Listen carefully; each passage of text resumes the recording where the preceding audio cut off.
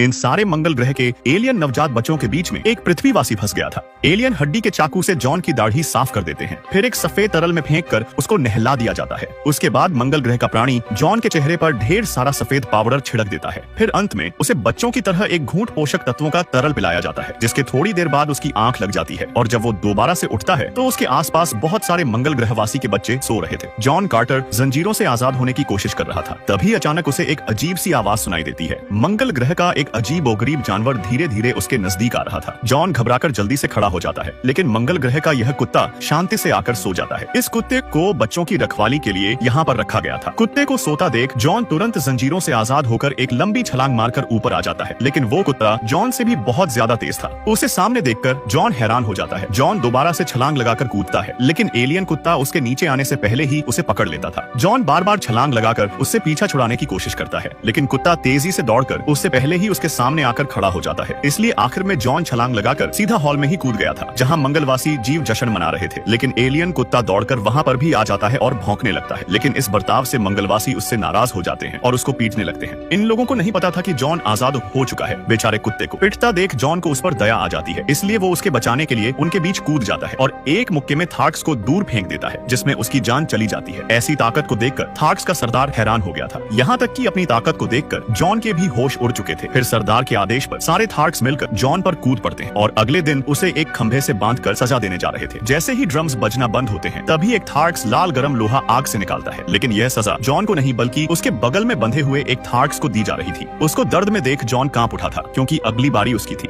मंगलवासी अपनी परंपरा के अनुसार इस आदमी को सजा देने जा रहे थे। एक थार्क्स उसकी जंजीरों को काटकर पूरे कबीले के सामने उसको मारने वाला था कि तभी अचानक वहां पर दुश्मनों का एक जहाज आ जाता है, जिससे कबीले का सरदार तुरंत सभी को छिपने का आदेश देता है। जब सारे थार्क्स छिपने लगते हैं तो सरदार जॉन को खींचकर अपने साथ लेकर जाता है। उसी समय कई लड़ाकू जहाज उनके ऊपर मंडरा रहे थे। जॉन को पता चला कि मंगल ग्रह पर दो शक्तिशाली लोगों का राज था, जिसमें एक साम्राज्य जोरांगा और दूसरा साम्राज्य रेड का था। दोनों संसाधनों के लिए आपस में लड़ते थे, पर कोई किसी को हरा नहीं पाता था। लेकिन कुछ समय पहले आसमान से 3 जादूगर जोड़ंगा के राजा के पास दूत बनकर आते हैं और जोड़ंगा के राजा को एक ऐसा रहस्यमयी शक्तिशाली हथियार देते हैं, जिसकी मदद से उसने कई रेड साम्राज्य के लोगों पर हमला कर दिया था। रेड साम्राज्य का समुदाय दुश्मन के हथियार के सामने हारना लगा था, जिसके बाद जोड़ंगा का जहाज मंगल ग्रह की राजकुमारी का पीछा कर रहा था। जब उनका जहाज थार्क्स के नजदीक आता है तो जोड़ंगा के राजा ने राजकुमारी के जहाज पर हथियार से हमला कर दिया था, जिस कारण धमाके से राजकुमारी जहाज से नीचे गिर जाती है। पर उसने मौके पर जहाज के पंख पर लगे लोहे के डंडे को पकड़ लिया था। फिर जैसे ही जॉन की नजर राजकुमारी पर पड़ती है तो बिना सोचे वो छलांग मार देता है। जॉन सैकड़ों मीटर लंबी छलांग मारकर जहाज के नजदीक जाता है और एक लंबी जंप मारकर सीधा मंगल ग्रह की राजकुमारी को समय पर बचा लेता है। इस गजब के नजारे को देखकर थार्क्स कबीला बावला हो गया था। तभी दुश्मनों के जहाज से सैनिक निकलकर जॉन के पास आने लगे थे।